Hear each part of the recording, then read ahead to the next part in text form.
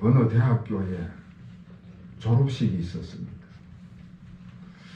졸업식장에서 학생들이 차례대로 총장 앞으로 나가서 학위증을 수여받았습니다. 학생들은 학위증을 수여받으면서 대학 총장이 내미는 그 손에 악수를 하고 지나가는 겁니다. 그런데 어느 학생이 한 손은 주머니에 집어넣고 한 손으로 졸업장을 받는 거예요. 총장의 악수도 받지 않고 그냥 지나가는 것입니다. 이것을 바라보는 학부형들이, 그 졸업식장에 모인 축하객들이 모두 다 수군거리는 것이지요. 이야, 참 세상 많이 변했다. 어떻게 학생이 저렇게 건방질 수가 있느냐. 도대체 대학에서는 뭘 가르치고 뭘 배웠나. 그런데 그 수군거리는 이야기를 옆에서 듣고 있던 한 재학생이 이런 이야기를 하는 거예요. 아니요, 그게 아닙니다. 저분은 장애인이에요. 한 팔이 없는 장애인인데 4년 동안 아주 모범적으로 학교 활동을 한 사람입니다. 여러분, 살인은 한 사람을 죽이지만 비방은 세 사람을 죽인다. 비방당하는 사람과 그것을 듣고 있는 사람과 그리고 비방하는 사람 자신이다. 그런 말이 있습니다. 오늘 1절 말씀에 보면은 미리암과 아론이 모세를 비방하니라 하는 말씀이 나옵니다. 모세가 첫 번째 부인하고 사별을 했어요.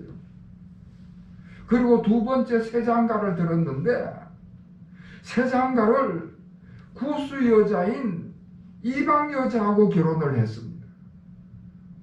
그랬더니 모세의 누나인 미리암하고 모세의 형인 아론이 모세가 이방 여자와 결혼했다는 것 때문에 비방을 늘어놓는 것입니다. 이스라엘에도 숱한 여성들이 많이 있는데 왜 하필 이방 여자하고 결혼을 하느냐.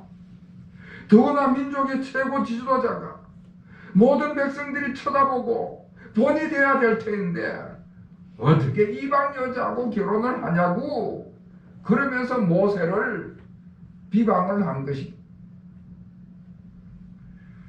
심지어 누나와 형이 그렇게 직설적으로 비방할 뿐만 아니라 그 비난하는 말을 동네방네 떠들고 다닌 것입니다.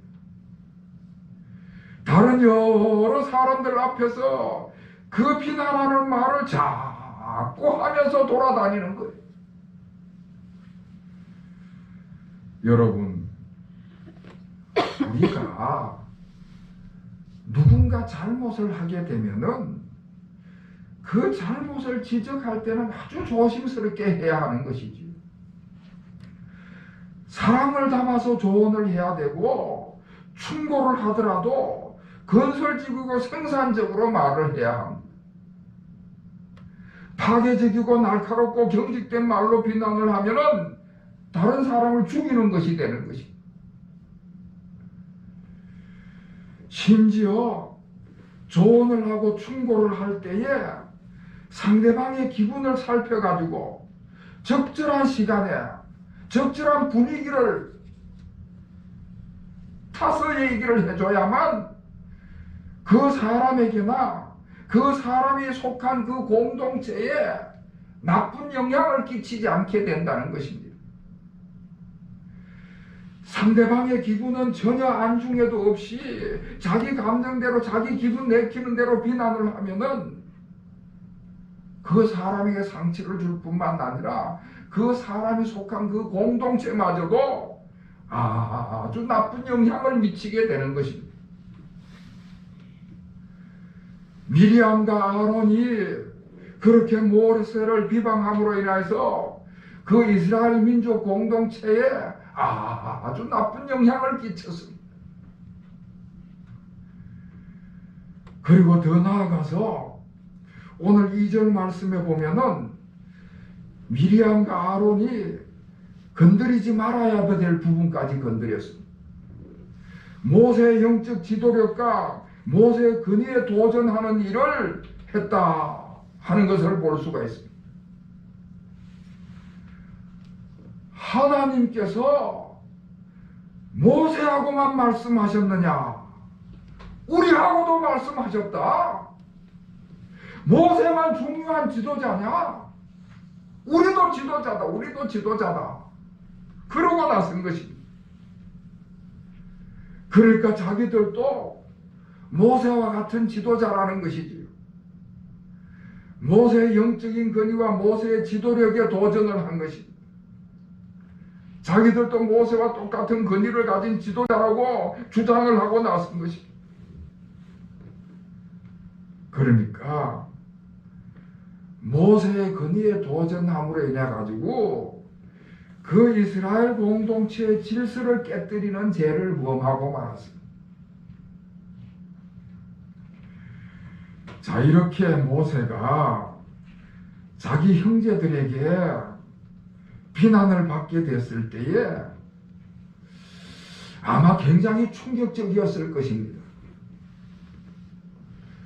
여러분, 우리가 적에게 공격을 당하는 것보다가 정말 믿었던 사람한테, 가장 가까운 사람한테 공격을 당하면은 그 상처가 더 큽니다. 그 충격이 더 크게 다가오는 것입니다. 모세가 형제들로부터 공격을 받고 도전을 받게 됐을 때 아마 그 배신감이나 분노와 좌절이 굉장했을 것입니다. 그런데 모세가 그렇게 도전을 받고 비난을 듣고 공격을 받게 됐는데 거기에 대해서 일체 방어를 안 하는 것입니다. 거기에 대해서 변명을 하거나 해명을 하지 않는 것입니다. 그런 도전과 그 공격 앞에 형제들의 잘못을 지적하거나 책망을 하지 않는 것입니다. 오히려 그런 공격과 비난을 당하는 그런 모든 나쁜 상황 앞에서 모세가 잠잠히 인내를 하는 것입니다. 자기 스스로는 잠잠히 인내를 하고 견디면서 그 모든 것들을 하나님 앞에 온전히 내맡기는 것입니다.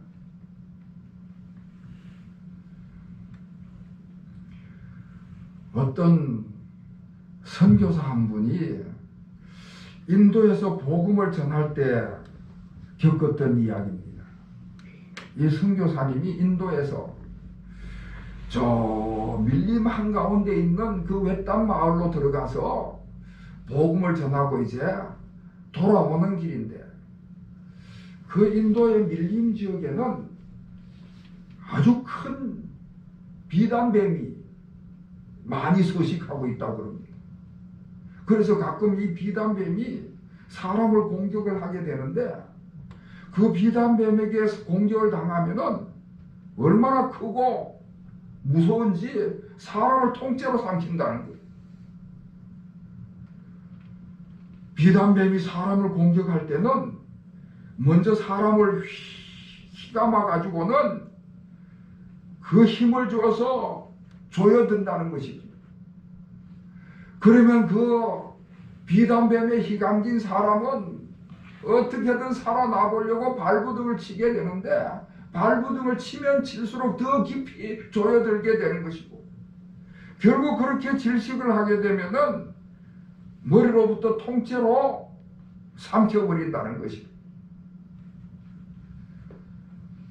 불행하게도 그 선교사님이 비단뱀의 공격을 받았습니다.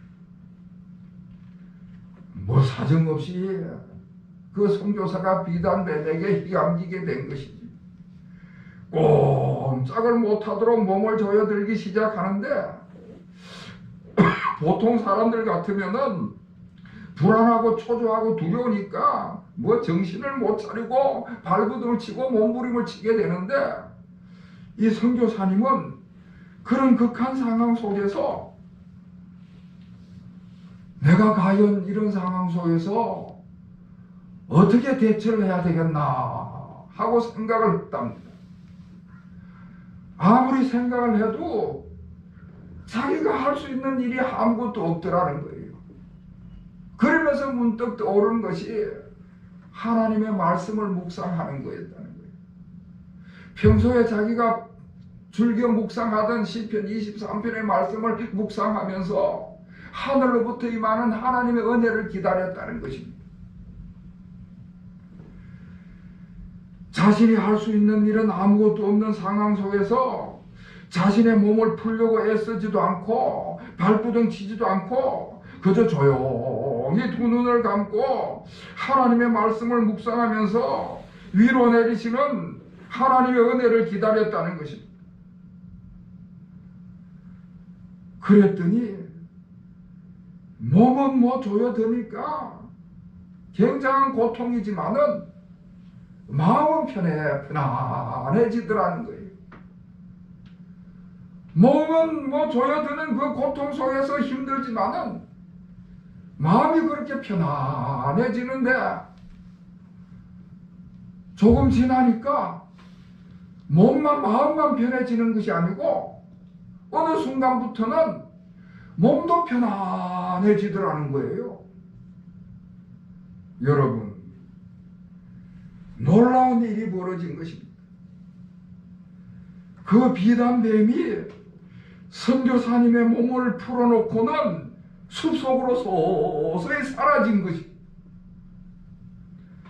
만약에 그때 선교사가 살기 위해서 발부둥을 쳤더라면은 그 뱀은 더 필사적으로 조여들었을 것이고 꼼짝없이 질식하고 죽었을 터인데, 하나님의 말씀을 묵상하면서 하나님의 은혜를 기다리면서 마음을 비울 뿐만 아니라 몸도 편안하게 비워놓고 나니까 그 뱀이 더 이상 조이는 것이 의미가 없으니까 풀어놓고 도망갔다는 거지.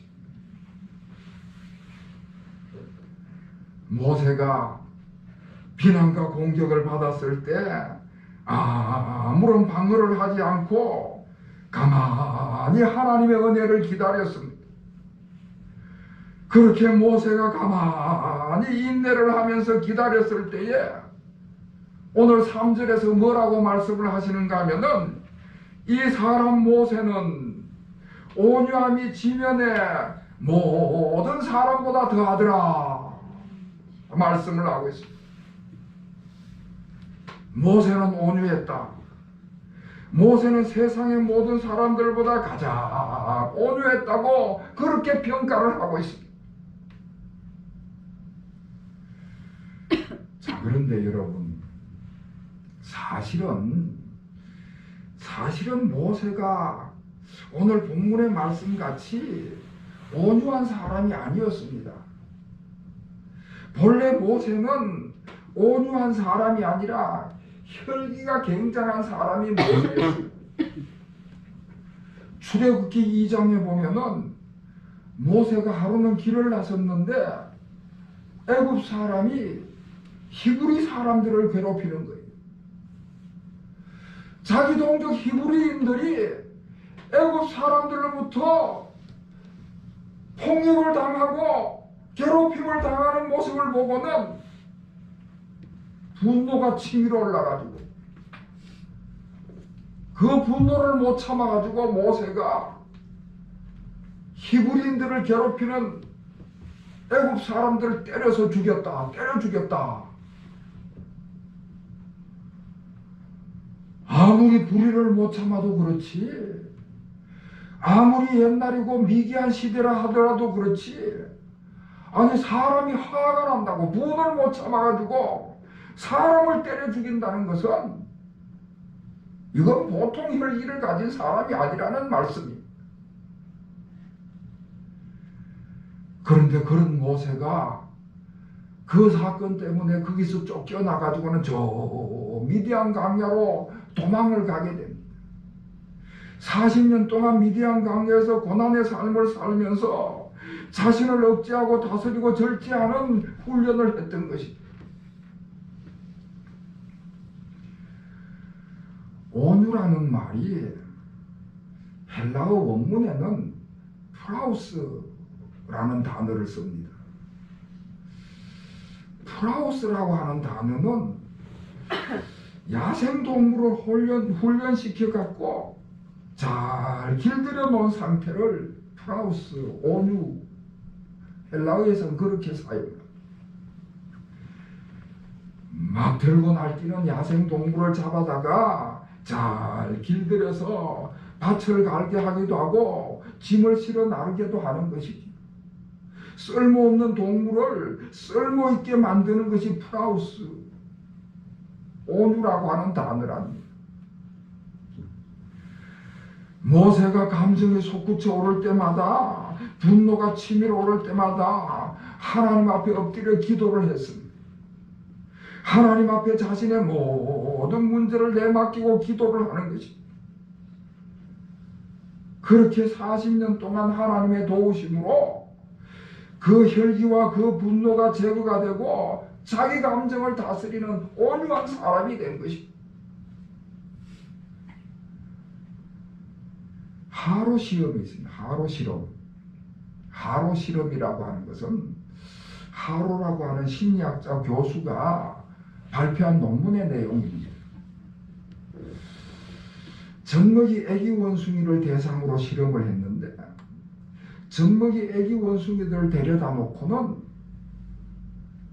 인형을 만들어서, 그러니까 아주 싸늘한 금속으로 원숭이 인형을 만들고 아주 부드럽고 아주 따뜻한 천으로 원숭이 모형을 만들고, 그리고는 각 원숭이 모형 가슴에다가 젖병을 꽂아 놓은 것입니다. 그놓고 애기 원숭이들을 풀어놓으니까 첫날은 이 원숭이들이 이 인형 저 인형 다 가슴에 달려있는 그 우유 젖꼭지를 물고는 그렇게 먹더라는 거예요. 그런데 둘째 날이 됐는데 둘째 날부터는 싸늘한 금속으로 만든 그 인형에는 한 마리도 매달리지 않고 부드럽고 따뜻한 그 인형 모형에만 매달려 갖고 젖을 빨아먹더라는 것입니다.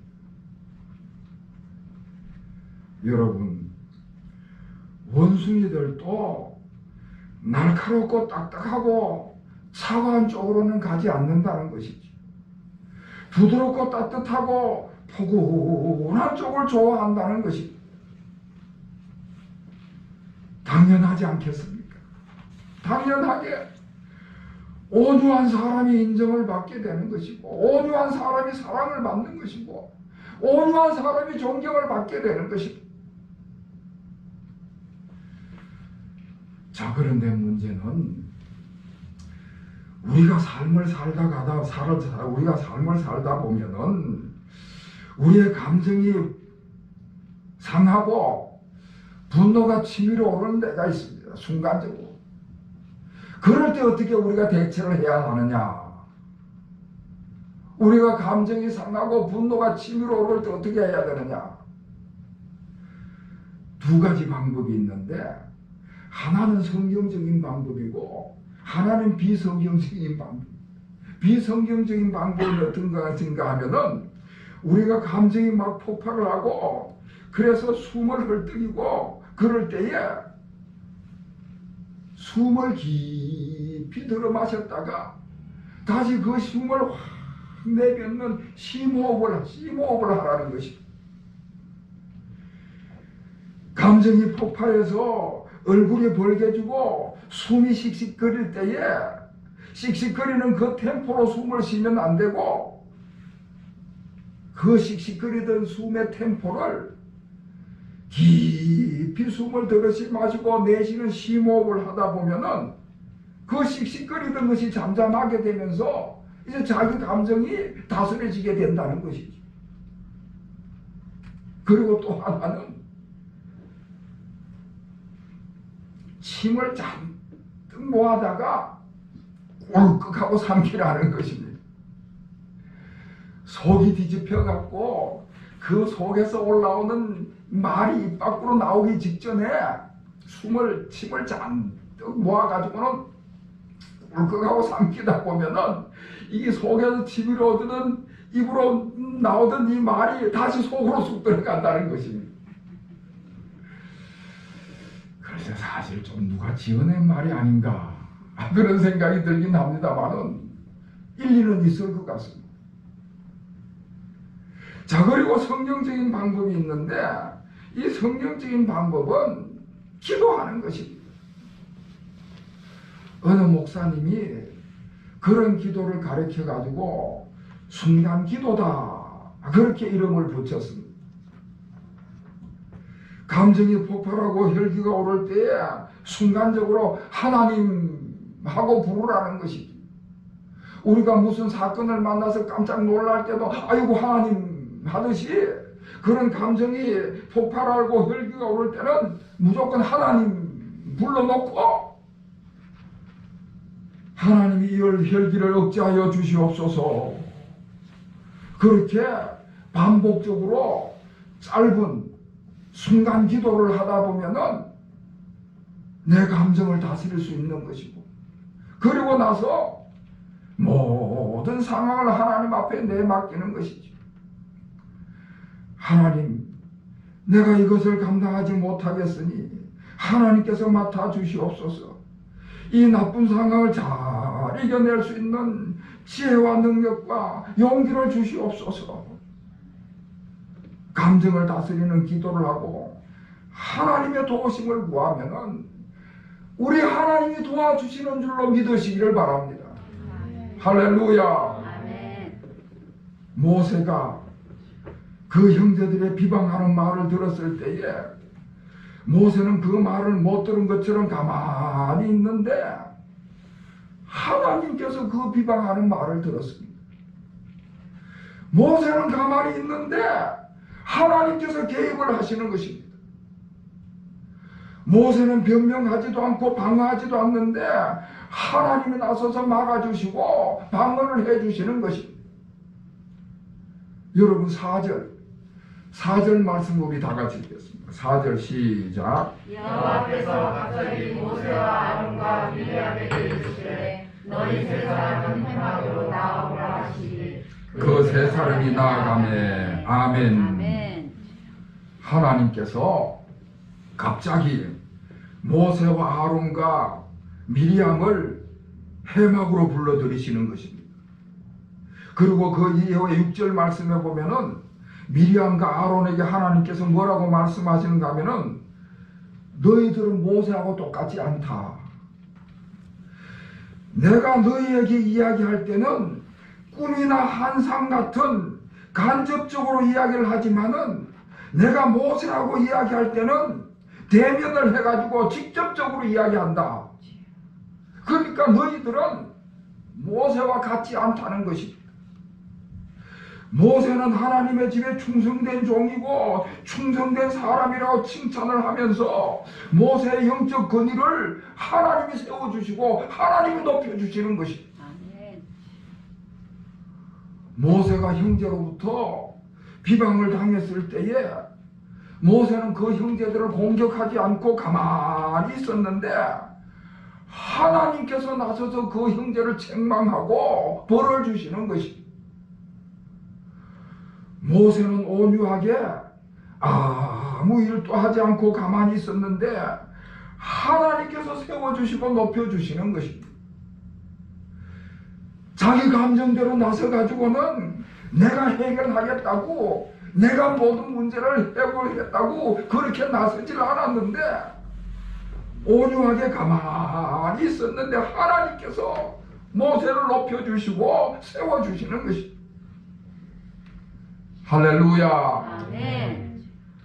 사랑하는 성도 여러분, 우리도 이제는 세상 사람들과 같을 수는 없는 것입니다. 하나님께서 모세를 선택하셨듯이 여러분과 저도 하나님 앞에 선택받은 백성인 줄로 믿습니다. 아멘. 하나님의 택함받은 자들이라면은 하나님이 원하시는 방법으로 삶을 살아야 되는 것이죠. 우리 하나님이 원하시는 것은 지난 주일에는 사랑의 열매를 말씀드렸는데 온유의 열매를 하나님이 원하시는 것입니다. 하나님은 온유한 자를 원하시는 것입니다. 온유한 열매를 많이 맺어가는 우리 모든 성도들이 되시기를 축원합니다. 아멘. 온유한 우리가 세상 사람들을 만날 때에 그들에게 따뜻한 위로를 전하고 새 힘을 불어넣는 그와 같은 역사가 일어나야 할 것입니다. 온유한 우리 모든 교우들이 가는 곳마다 그곳이 가정이든지 그곳이 교회든지 직장이든지 우리 모든 교우들이 가는 곳마다 그곳이 따뜻하고 평안한 곳이 되는 그런 놀라운 역사가 일어나게 되시기를 다시 한번 주님의 이름으로 축원합니다. 아멘. 기도하겠습니다. 하나님 아버지, 저희들이 미숙해서 때때로 솟구쳐 올라오는 혈기를 잘 억제하지 못할 때가 있습니다. 분노를 억제하지 못하고 감정을 잘 다스리지 못할 때가 많습니다. 저희들의 감정을 다스리게 하시고 우리 주님께서 친히 훈련시켜 주시옵소서. 아멘. 하나님의 도우심으로 부드럽고 따뜻한 사람, 온유하고 성숙한 그리스도인이 되게 하여 주시옵소서. 아멘. 그래서 저희들이 만나는 사람들마다 위로를 받고 새 힘을 얻게 하여 주시고 저희들이 가는 곳마다 그곳이 가정이든지 교회든지 직장이든지 그곳이 늘 따뜻하고 평안한 곳이 되게 하여 주시옵소서. 예수 그리스도의 이름으로 간절히 기도하옵나이다. 아멘.